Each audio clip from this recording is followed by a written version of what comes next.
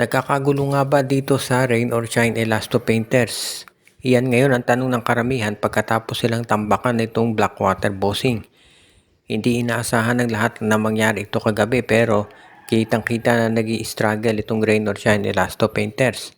Marami tuloy ang nagtatanong kung apektado ba itong Rain or Shine dahil dito sa contract dispute kay Andre Caracut at Gian Mamuyak na automatic na na-extend yung kontrata dahil hindi sila nakapag-workout ng mga trade. Pero obviously, nasa trading block ang dalawang nabanggit na player. So, ang tanong ngayon, apektado ba sa nasabing sitwasyon itong buong Rain or Shine Elasto Painters? Narito si Caracut at si Mamuyak, yan yung mga point guards na ginagamit talaga ni Coach Yeng Giao. So, dahil dito, apektado nga ba ang mga nabanggit na player sa sitwasyong nangyayari ngayon? Kaya, tignan natin kung sa bagay first game pa lang naman ito, pero maraming naniniwala na baka magkaroon ng epekto yung hindi pag-trade dito kay Mamuyak at Caracut habang tumatagal. Dahil syempre medyo mahirap maglaro para sa isang team, lalo na kung alam mo yung koponan mo ay gusto kang i-trade at yung player mismo gusto nang umalis doon sa koponan. So baka yan ang nagiging problema sa Rain or Shine Elasto Painters. Tignan natin kung gaano to katagal hahayaan ni Coach Yeng Giao bago ma-resolve. Dahil parang iyan ngayon yung nagiging sitwasyon dito sa Rain or Shine. Aabangan natin kung ito'y matutuloy pa o kung hindi na. Dahil mukhang nagkakaroon ng major movements ngayon dito sa ROS. Tignan natin kung kakagagawa ng paraan ito ni Coach Yeng Giao, no? Dahil mahirap nang matalo ng sunod-sunod sa commission dito sa Governors Cup, lalo na at mabilisan itong magiging torneo at sisiguraduhin nila na magiging kinakailangan competitive kaagad-agad itong Rain or Shine Elasto Painters. Matunog na ngayon yung balita na itong Titan Ultra at itong Converge Fiber Xers ay nagkasundo na at mukhang itong si Joshua Monson ay iti-trade na sa Converge Fiber Xers. Napakatagal na nitong napapabalita pero ngayon mukhang papayag na raw itong Converge dito sa trade kung saan mapupunta si Joshua Monson sa Converge at ito namang si Alex Stockton ang magiging kapalit sa Blackwater sa Titan Ultra. Kung sa bagay, itong si Joshua Monson at Alex Stockton pareho yung mahalaga doon sa mga teams nila. Kaya yung kanyang trade value ay halos pareho lang. At ito rin ang dahilan kung ba't nakikita ko na magiging isa to doon sa mga trades na inaasahan talaga ng marami na matutupad at matutuloy na.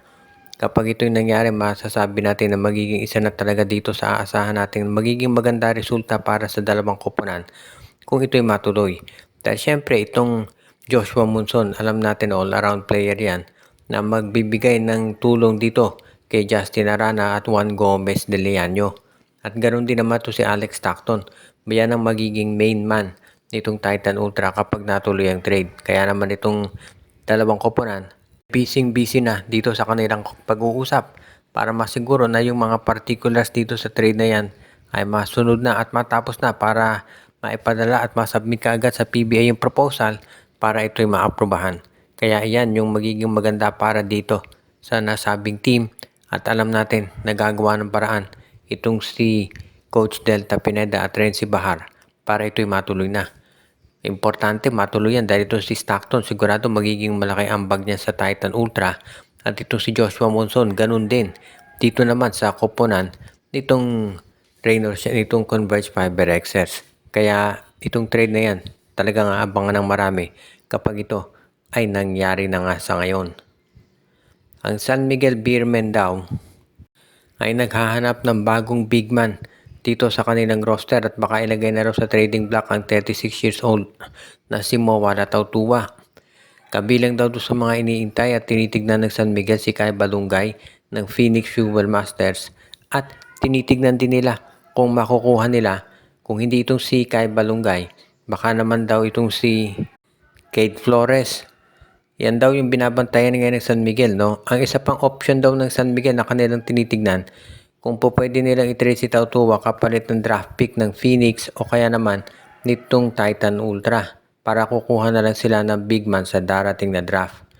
So maraming options daw na kinokonsidera itong San Miguel at inaasahan natin na ito'y gagawin talaga nila para maipakita sa lahat na sila ay magiging isa na doon sa mga teams talaga na magiging ready na para ituloy itong kanilang gagawing hakbang para ipakita na sila talaga ay ready na dito na mag-champion sa Governors Cup.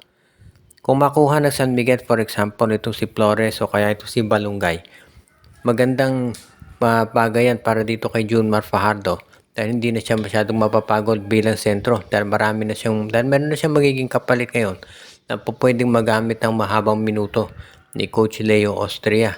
At yan naman talaga yung pakay nitong trade na to kaya gustong gawin ng San Miguel. Kaya sa tingin ko magiging isa to sa mga abangan talaga ng marami kapag ito'y natuloy na. Dahil itong San Miguel Beermen, alam naman natin, nag-iintay lang yan ng magandang tiyempo para gumawa ng mga trades. Of course, alam natin na mataas ang pressure palagi dito sa San Miguel na manalo.